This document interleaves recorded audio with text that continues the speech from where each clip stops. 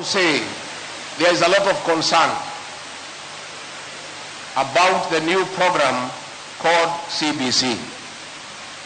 From parents, from teachers, from students, and from pupils. Is that true?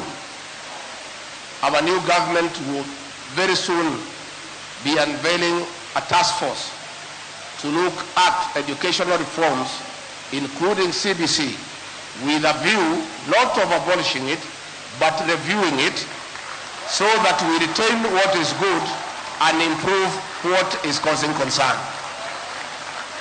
So we ask the people of Kenya, when that team is unveiled and is going around the country, please don't just complain at home and in the market centers.